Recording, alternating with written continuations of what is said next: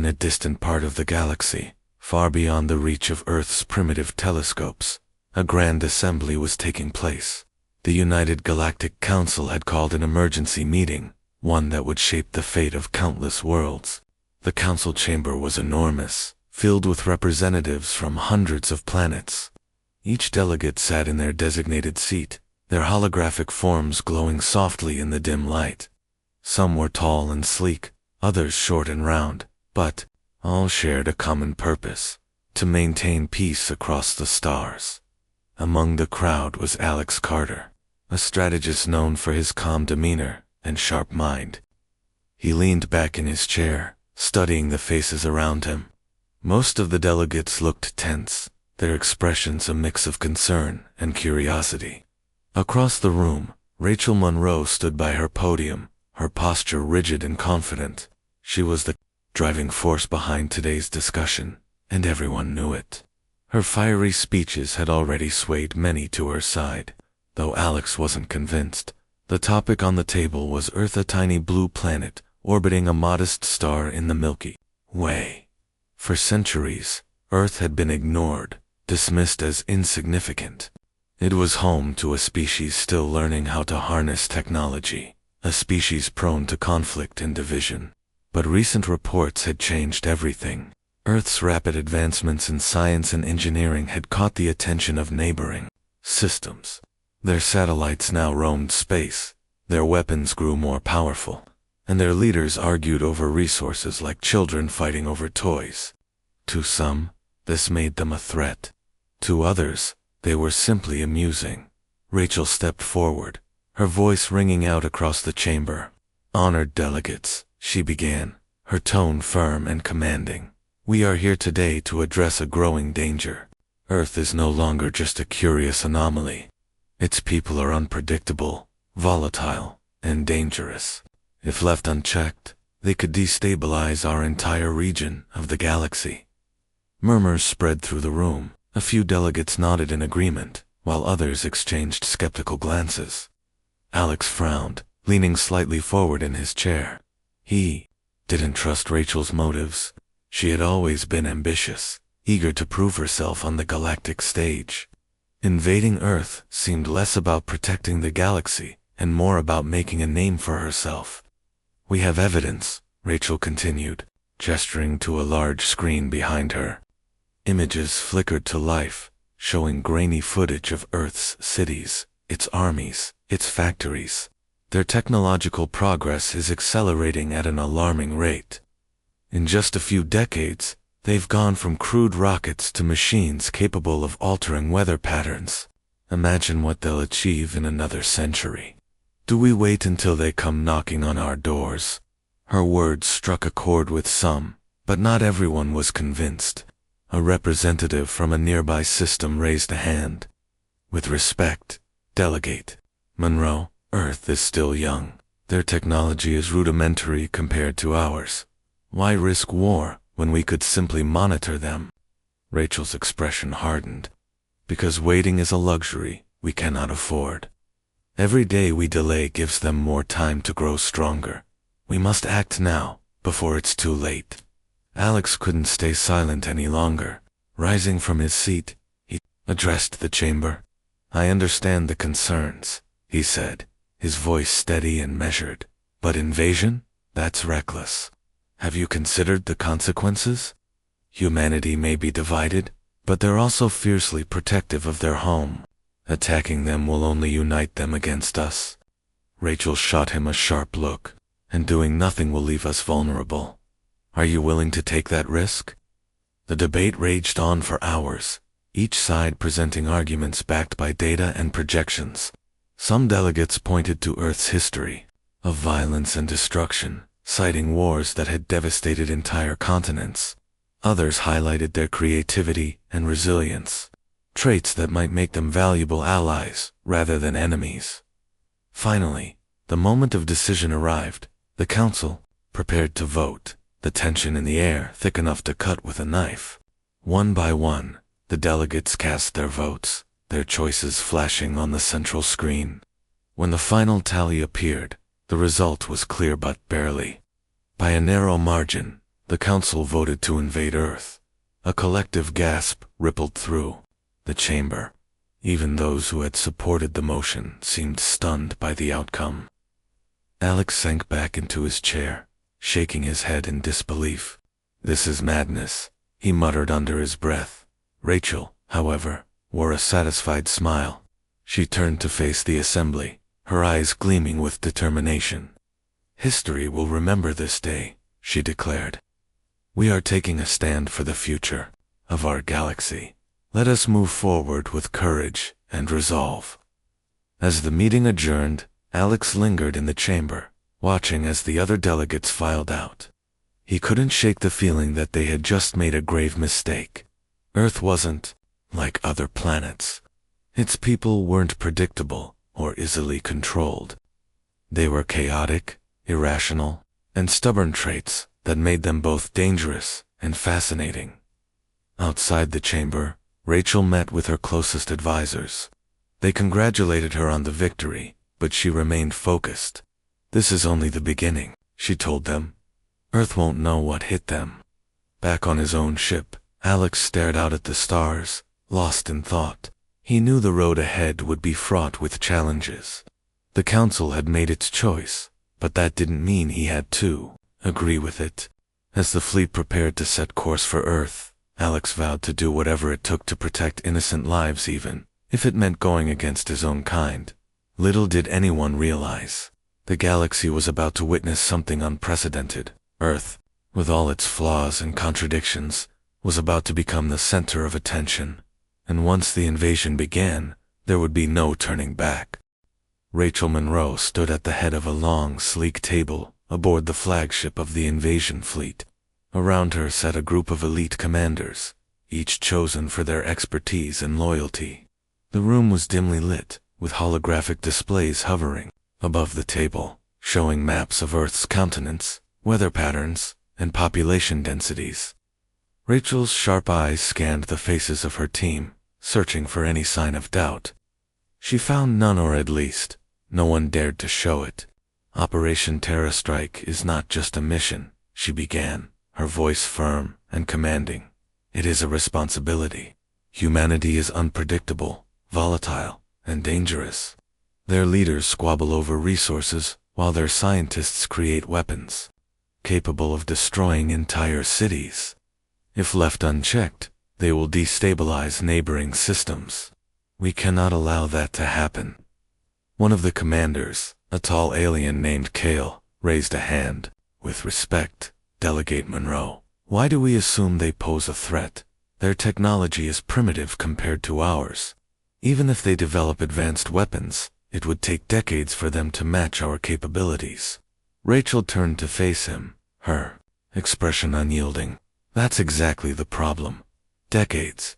Time is a luxury we don't have. Look at their history: wars, environmental destruction, constant conflict. They are a species driven by fear and greed. Do you really think they'll use their newfound power wisely?" Kale hesitated, then nodded reluctantly. "Understood. But how do we approach this? A full-scale invasion risks massive casualties on both sides. Is that truly necessary?" "It's not about casualties," Rachel replied, her tone softening slightly. "It's about control. We need to neutralize their ability to threaten us. That means disabling their military infrastructure, seizing key locations, and establishing a presence before they can mount a meaningful resistance. This isn't an act of aggression, it's an act of self-preservation." The room fell silent as the gravity of her words sank in. The commanders exchanged uneasy glances, but no one spoke up. They knew questioning Rachel further would only invite her wrath. Instead, they focused on the holographic displays, studying the data with renewed intensity. Later that evening, Alex Carter found himself pacing the narrow confines of his quarters. He had tried to rally dissenters after the vote, hoping to overturn the decision or at least delay the invasion. But his efforts had been met with resistance or, worse, indifference. Most of the council members were too afraid to challenge Rachel's authority, and those who weren't lacked the influence to make a difference. Frustrated, Alex activated a private communication channel. On the screen appeared Rachel, seated in her quarters aboard the flagship. Her expression softened when she saw him, though only slightly. Despite their differences, they had known each other for years, and there was a grudging respect between them. "You're still trying to stop this, aren't you?" Rachel asked, her voice tinged with weariness. "I'm trying to save us from ourselves," Alex replied, his tone measured but firm. "You're walking into chaos theory incarnate. Humanity isn't like other species. They're chaotic, irrational, and stubborn. You think you can predict their behavior? Good luck with that." Rachel sighed, leaning back in her chair. "I know it won't be easy, but what's the alternative? Sitting back and waiting for them to become a real threat. By then, it might be too late. And what if they surprise you?" Alex pressed. "What if they fight back harder than you expect? What if this turns into a war of attrition? Are you prepared for the cost?" Rachel's gaze hardened. "Every action has consequences. I'm willing to accept that. Are you?" The question hung in the air, unanswered. Alex knew he couldn't sway her, not now. But he also knew he couldn't sit idly by while the fleet marched toward disaster. As the call ended, he resolved to find another way to intervene, if it meant going against the Council. Meanwhile, aboard the flagship, Rachel prepared for the journey ahead. She reviewed the invasion plans one last time, ensuring every detail was accounted for. The fleet would enter Earth's orbit undetected, using advanced cloaking technology to avoid detection. Once in position, they would deploy reconnaissance drones to gather intelligence and assess humanity's response. If all went according to plan, the initial phase of the operation would proceed without incident. But deep down, Rachel couldn't shake the feeling of unease. Alex's warnings echoed in her mind, gnawing at her confidence. Still, she pushed the doubts aside. This was her moment, her chance to prove herself. Failure was not an option. As the fleet set course for Earth, the galaxy watched with bated breath. News of the invasion spread quickly, sparking heated debates among neighboring systems. Some supported the Council's decision, viewing it as a necessary precaution. Others condemned it as reckless and unjustified. Protests erupted on several planets, with citizens demanding answers and accountability. Back on Earth, life continued as usual. No one suspected that a fleet of alien ships was hurtling through space, preparing to descend upon their world. In bustling cities, people went about their daily routines, oblivious to the storm brewing beyond the stars. Farmers tilled their fields, children played in parks, and scientists conducted experiments in labs. Humanity remained blissfully unaware of the danger looming on the horizon. On one such day, Jack Turner, a conspiracy theorist with a popular online following, uploaded a video claiming that aliens were planning to invade Earth. His evidence consisted of blurry photos and grainy footage captured by amateur astronomers. Most viewers dismissed his claims as nonsense, laughing at his wild theories.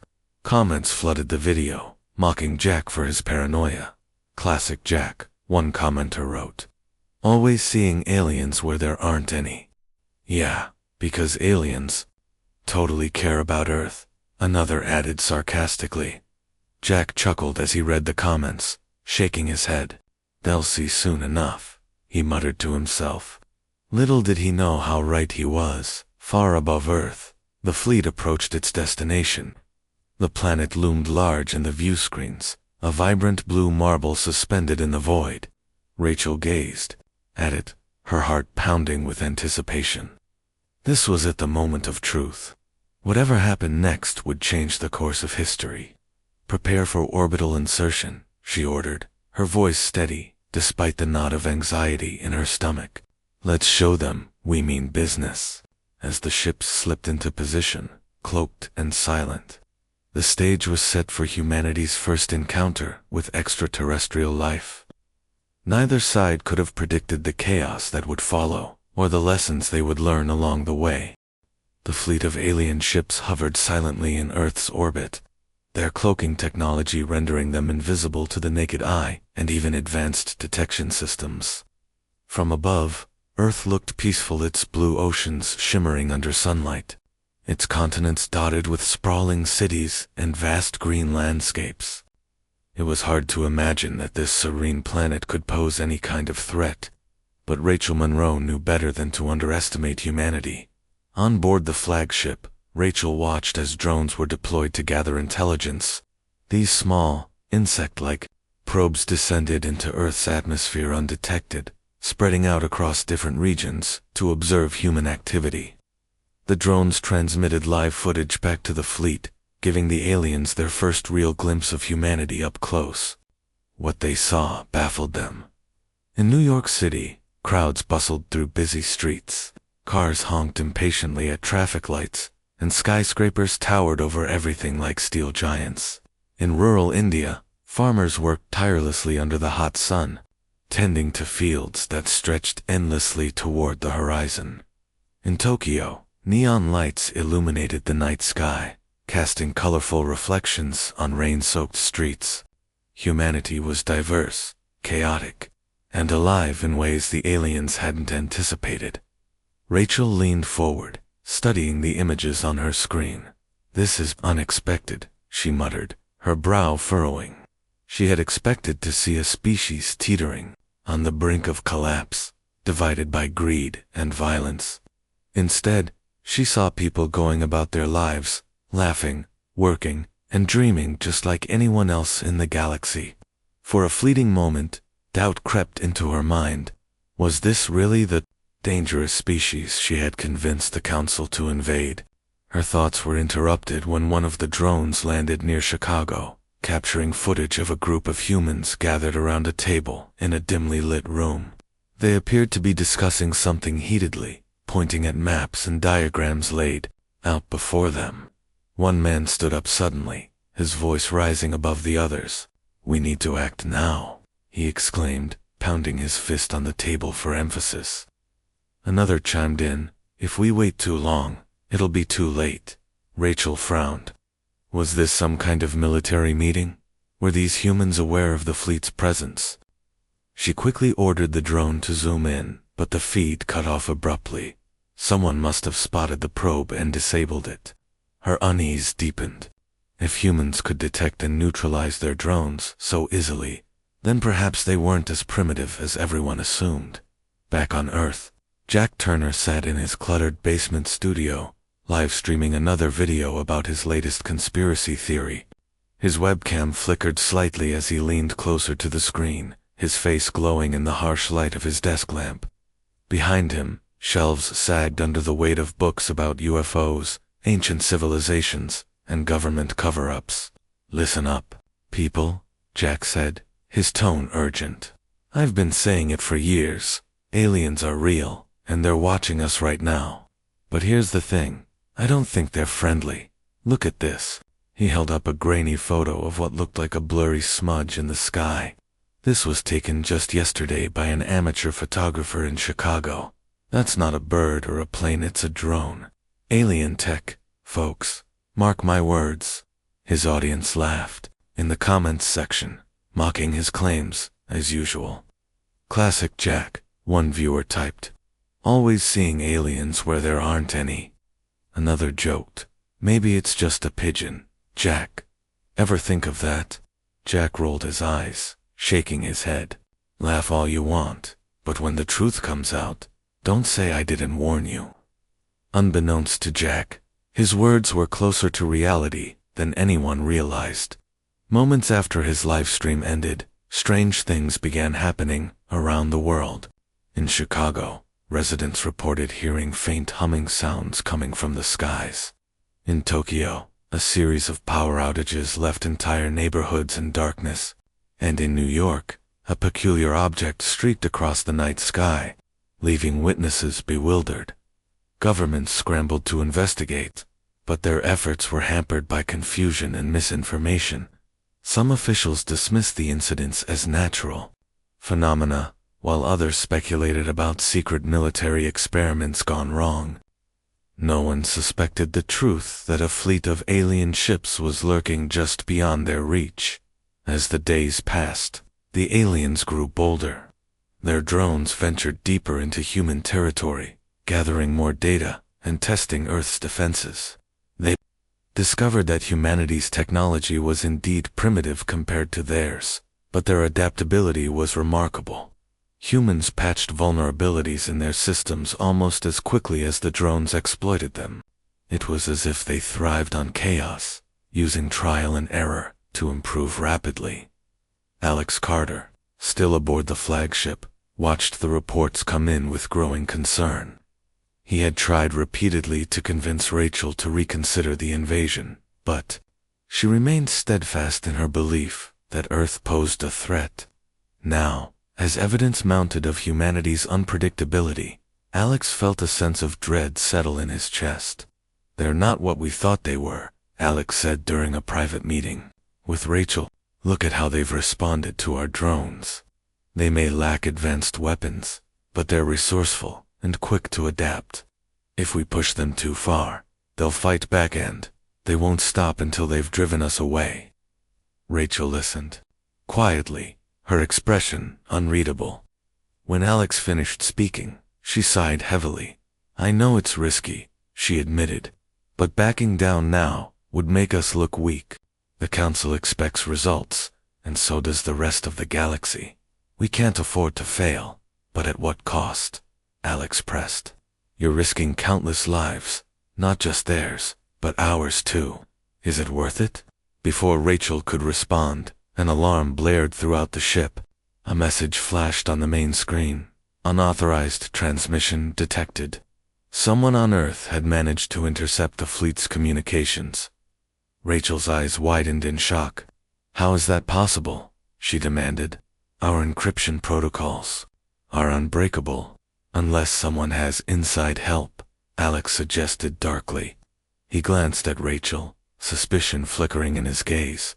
"Are you sure no one else knows about this mission?" Rachel bristled at the accusation. "Of course, I'm sure.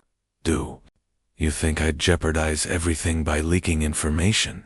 Before they could argue further, the intercepted message played aloud. It was garbled at first, filled with static and distortion, but then a voice emerged, calm, steady, and eerily familiar. "Attention, unidentified vessels in Earth's orbit," the voice said. "This is General Hammond of the United States Air Force. We are aware of your presence and demand immediate identification. Failure to comply will result in defensive action." The bridge fell silent as the message repeated itself. Rachel clenched her fists, her mind racing. This was not part of the plan. Humanity wasn't supposed to detect them, let alone issue warnings. Yet here they were, calling the aliens out directly. "What do we do now?" one of the commanders asked nervously. Rachel hesitated, weighing her options. She could ignore the message and hope humanity gave up, or she could respond and risk escalating tensions further. After a tense moment, she made her decision. "Send a reply," she ordered. "Tell them we come in peace." The response was broadcast moments later, written in simple English to ensure clarity. "To the people of Earth," it read, "we are explorers seeking knowledge and understanding. We mean you no harm." General Hammond's reply came swiftly. "Your intentions are unclear. Withdraw immediately, or face consequences." Rachel groaned, rubbing her temples. "They don't believe us," she muttered. "Why doesn't anyone ever believe us?" Alex smirked, despite the gravity of the situation. "Probably because invading fleets don't usually announce themselves with flowers and handshakes." Rachel shot him a glare, but said nothing. She turned her attention back to the view screen, where images of Earth continued to stream in. Fires burned in parts of the planet, protests erupted in major cities, and military forces mobilized in preparation for battle.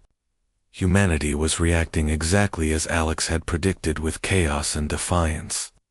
"This isn't going to end well," Alex said quietly, more to himself than to anyone else. But Rachel heard him, and for the first time, she didn't argue. Deep down, she feared he might be right.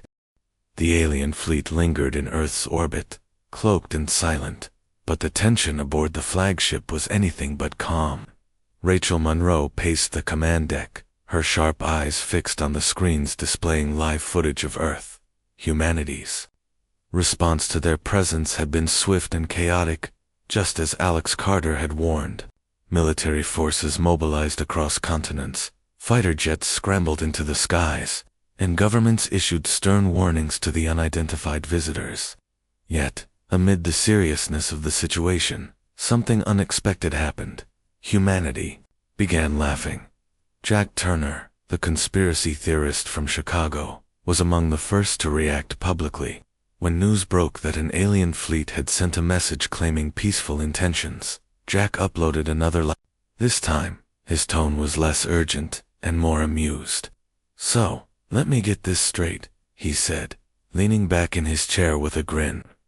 "Aliens show up in our skies, send us a message saying they come in peace, and expect us to believe them. Seriously, his audience erupted in laughter in the comments section. "Classic alien move," one viewer joked. "They probably think we're dumb enough to fall for it." Another added, "Next thing you know, they'll be offering us intergalactic trade deals." But Jack wasn't the only one finding humor in the situation. Memes and jokes about the aliens spread like wildfire across social media. One popular image showed a cartoon alien holding a sign that read, "We come in peace, but also maybe war." Another depicted the alien ships as oversized rubber ducks floating aimlessly in space. Even late-night talk show hosts joined in, poking fun at humanity's supposed first contact. Rachel watched these reactions with growing frustration. She had expected fear, confusion, or even hostility, but laughter. It was infuriating. Back on her ship, she replayed clips of humans mocking their efforts, her jaw tightening with each passing moment. "Do they not understand the gravity of this situation?" she snapped during a meeting with her advisors. "We're trying to establish communication, and they treat it like some kind of joke." Kale, the tall commander who had questioned her earlier, offered a cautious opinion. "Perhaps it's their way of coping with fear. Humans often use humor to deal with things they don't understand." Rachel shot him a glare. "Fear. They should be terrified. Instead, they're making fun of us. How are we supposed to take control of this planet if they won't even take us seriously?"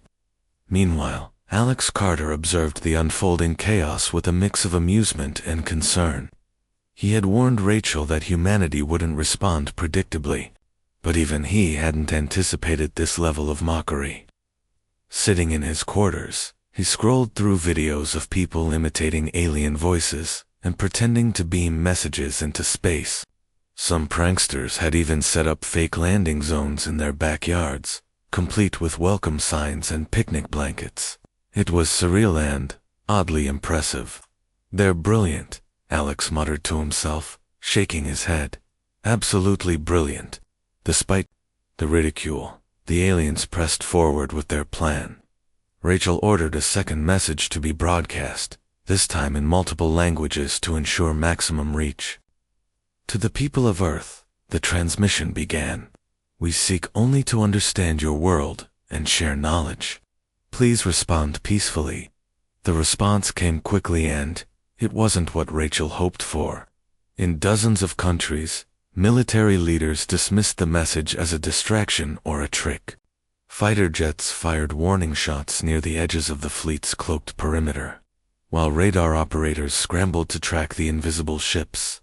Civilians, meanwhile, continued to mock the aliens' attempts at diplomacy. In New York City, a group of teenagers gathered in Central Park, holding up homemade signs that read, "Take me to your leader," and "Free hugs for aliens." Reporters covering the event couldn't help but chuckle as the kids posed for photos and pretended to communicate with extraterrestrials using tinfoil helmets and walkie-talkies. Even scientists weighed in, though. Their reactions were more measured. Dr. Emily Hart, an astrophysicist based in London, gave an interview on live television. While I can't confirm or deny the existence of alien life, I will say this: if intelligent beings are attempting to make contact, we should approach the situation with caution and curiosity, not sarcasm and ridicule. Her words resonated with some, but most people remained skeptical. Conspiracy theories flourished, with many dismissing the entire scenario as a hoax. It's probably just a marketing stunt for a new movie, one man told a reporter outside a Los Angeles theater. Or maybe it's a government test to see how gullible we are. Back on the flagship, Rachel struggled to maintain control of the mission. The longer they waited, the more unpredictable humanity became.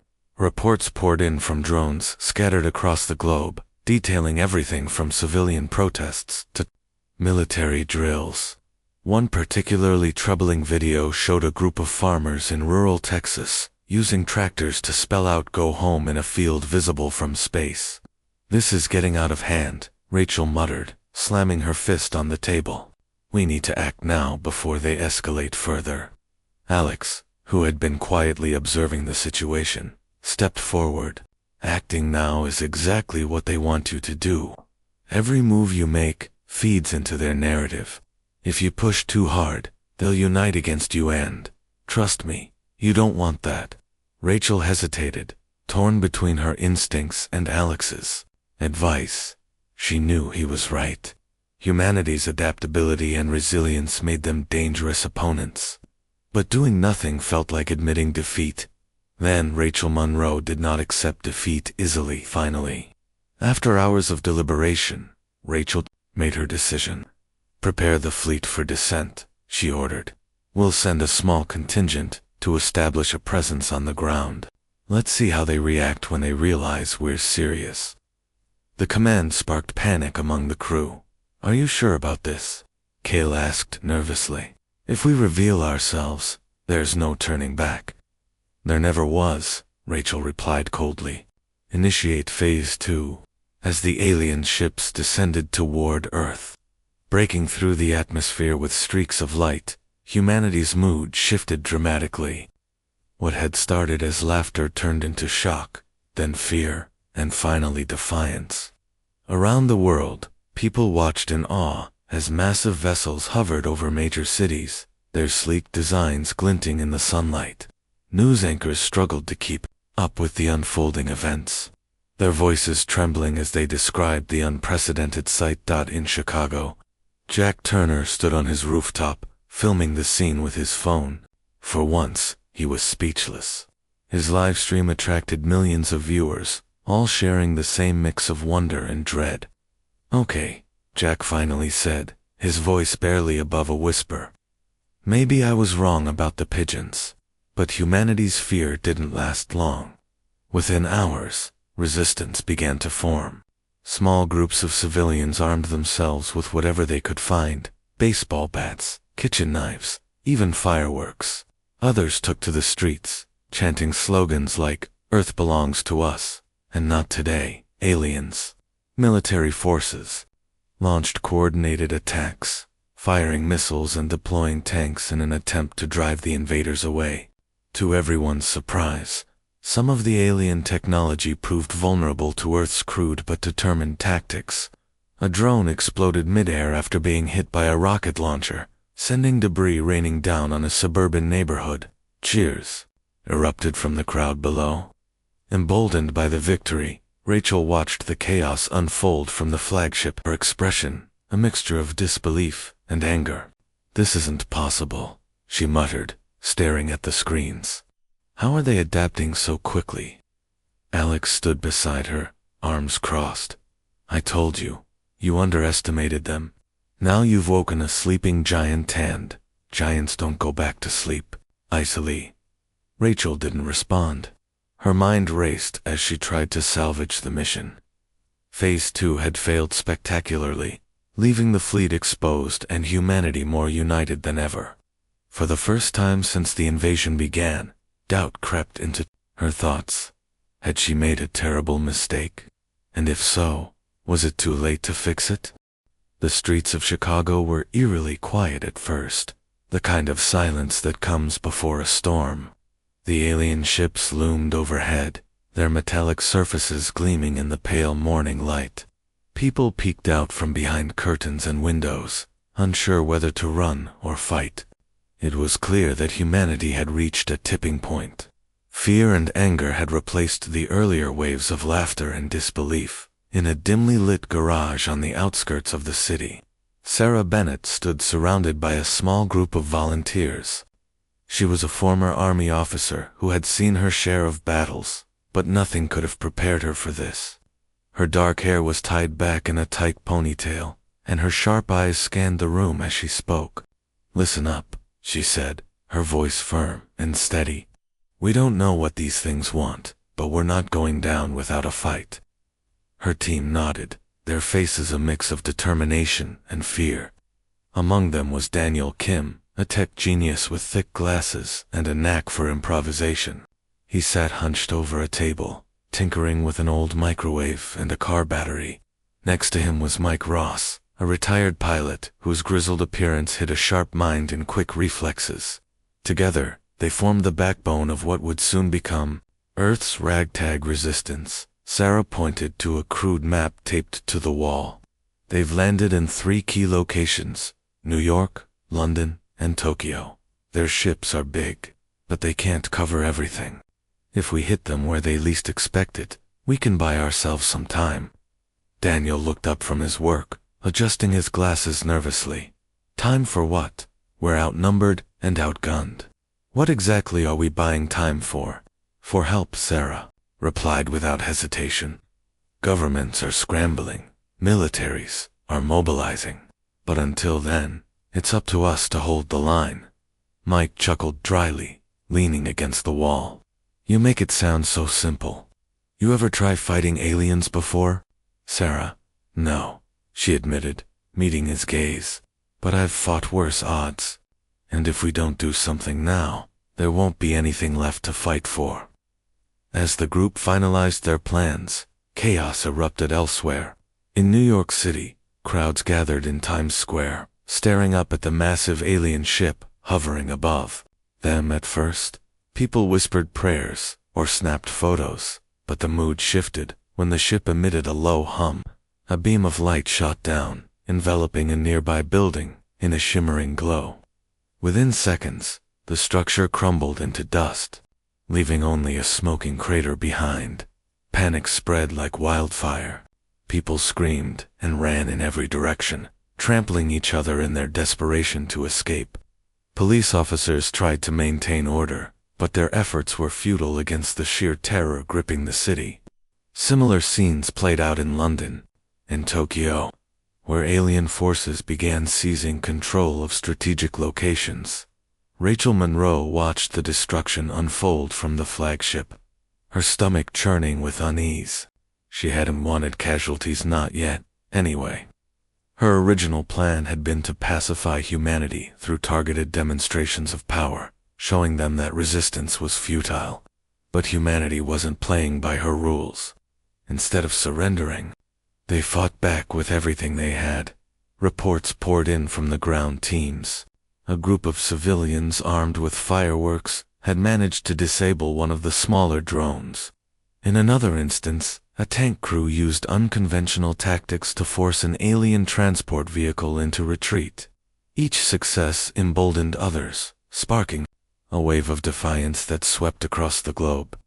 "This isn't working," Rachel muttered, pacing the bridge. "We need to escalate." Cale stepped forward cautiously. "Escalating will only make things worse.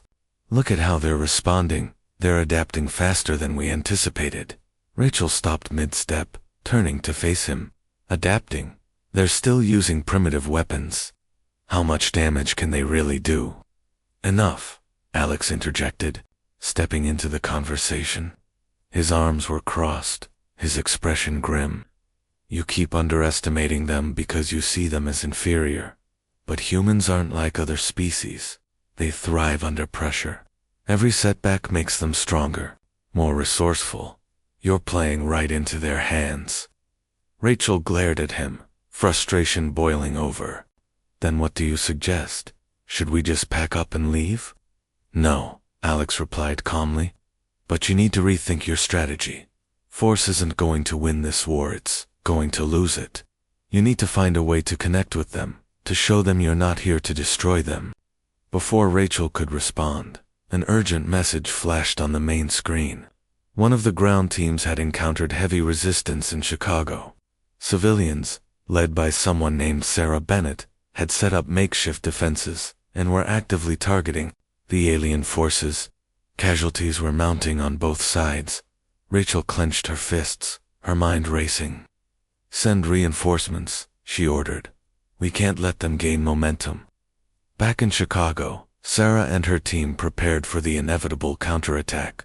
Using scavenged materials, they rigged traps along the streets and fortified abandoned buildings. Daniel's invention, an EMP device crafted from the microwave and car battery, proved surprisingly effective, disabling several drones during initial skirmishes. Mike took charge of reconnaissance, flying a stolen drone to gather intel on enemy movements. "We've got maybe 10 minutes before they hit us hard," Mike reported, landing the drone on a rooftop. "They're bringing bigger guns this time." Sarah nodded, her jaw tightening. "Then we'll hit them harder. Everyone knows their positions." The team confirmed, their voices laced with determination. As the alien forces advanced, Sarah gave the signal. Explosions rocked the streets as homemade bombs detonated, sending shockwaves through the invaders' ranks. The EMP device fried the circuits of multiple drones, causing them to crash to the ground in flames. For a brief moment, it seemed like the resistance might actually stand a chance, but the aliens adapted quickly. Reinforcements arrived in the form of heavily armored vehicles, their weapons far superior to anything the humans could muster. Bullets ricocheted harmlessly off their hulls, and energy beams cut through barricades like paper. The tide of the battle shifted rapidly, forcing Sarah's team to retreat. "We can't hold them off forever," Daniel shouted over the din of explosions. "We need to fall back." "Not yet," Sarah yelled back, firing her rifle at an approaching drone. "If we break now, they'll chase us down. We hold until the last possible second." Just as all hope seemed lost, an unexpected ally appeared. Fighter jets roared overhead, unleashing a barrage of missiles that forced the alien forces to scatter. Cheers erupted from the resistance fighters as the military joined the fray. Providing much-needed support, Rachel watched the scene unfold from the flagship, her frustration mounting. "This is why I warned against underestimating them," Alex said, standing beside her. "They may not have our technology, but they have something far more powerful: unity."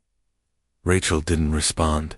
Her gaze remained fixed on the screens, her mind racing with possibilities. Humanity had proven itself to be unpredictable, resilient, and relentless. Winning this war wouldn't be easy, not anymore.